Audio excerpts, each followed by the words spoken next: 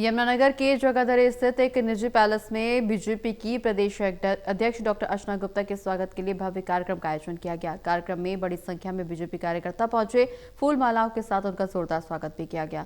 इस दौरान हरियाणा सरकार के मंत्री श्याम सिंह राणा, कैबिनेट मंत्री कवलपाल गुर्जर, यमुनानगर विधायक घनश्याम दास अरोड़ा सहित पार्टी के कई वरिष्ठ नेता मंच पर मौजूद नजर आए। रिपोर्ट देखिए।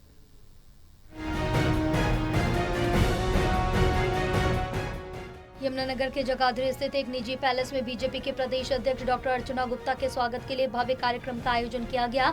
स्वागत समारोह के बाद मीडिया से बातचीत करते हुए डॉक्टर अर्चना गुप्ता ने कार्यकर्ताओं का धन्यवाद किया और कहा कि बीजेपी की सबसे बड़ी ताकत उसके समर्पित कार्यकर्ता है। उन्होंने बूथ स्तर से लेकर जिला स्तर तक संगठन को मजबूत बनाने का मंत्र देते हुए कार्यकर्ताओं से सेवा भाव के साथ काम करने का आह्वान किया। उन्होंने कहा कि यमुनानगर जिले में 2 विधानसभा सीटों और लोकसभा सीटों पर बीजेपी का प्रतिनिधित्व नहीं होने को लेकर चिंता है, लेकिन संगठन को मजबूत कर पार्टी को और अधिक सशक्त बनाया जाएगा। उन्होंने कार्यकर्ताओं से जनता के बीच आकर पार्टी की नीतियों और सरकार की उपलब्धियों को पहुंचाने की अपील की है। डॉक्टर अर्चना गुप्ता ने घुसपैठियों के मुद्दे पर भी बड़ा बयान दिया। उन्होंने स्पष्ट शब्दों में कहा कि किसी भी कीमत पर घुसपैठियों को बर्दाश्त नहीं किया जाएगा। वर्ष 2002 से पहले के रिकॉर्ड भी खंगाले जाएंगे और नियमों के अनुसार उचित कार्रवाई की जाएगी। महिला सशक्तिकरण को लेकर उन्होंने कहा कि हरियाणा में महिलाओं के लिए बड़े स्तर पर कार्य किए जाएंगे। महिला सुरक्षा और उनके अधिकारों को मजबूत करने के लिए सरकार लगातार प्रयास कर रही है और आने वाले समय में इस दिशा में और प्रभावी कदम उठाए जाएंगे।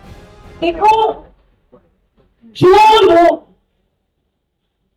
2002 की बेस लिस्ट में भारत में सभी प्रतिशत, अगर कोई भारतीय है तो उसके माता पिता, कोई उसके चाचा चाची, कोई ताऊ ताई, उसके परिवार में से कोई ना कोई व्यक्ति 2002 में भारत के किसी कोने में तो रहता होगा ना।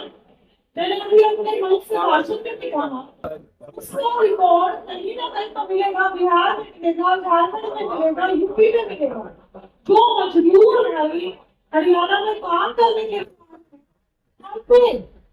किसी भी मजबूर की, हम ऐसी बात नहीं कर रहे कि किसी भी मजबूर की जरूरत यहाँ पर बनी हुई है तो, लेकिन उसका रिकॉर्ड भारत में कोई ना कोई तो होना चाहिए ना।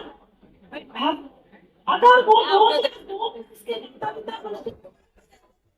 बिहार में यूपी में रहते, झारखंड में रहते, तो उन सबकी वोट रहेगी, किसी की ऐसे वोट नहीं करनी जाएगी।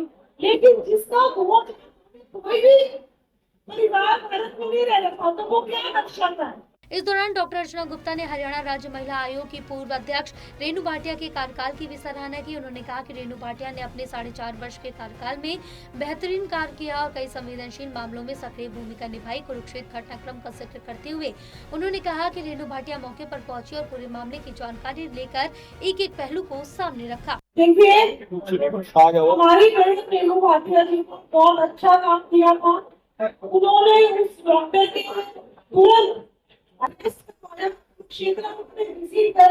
डॉक्टर अर्चना गुप्ता ने रेणु भाटिया को एक ईमानदार और कर्मठ कार्यकर्ता बताते हुए कहा कि संगठन और जिम्मेदारियों में समय समय पर बदलाव आवश्यक होते हैं। बीजेपी में कार्यकर्ताओं के सम्मान और संगठन की मजबूती को सर्वोच्च प्राथमिकता दी जाती है। टोटल टीवी के लिए राहुल सहजवानी की रिपोर्ट।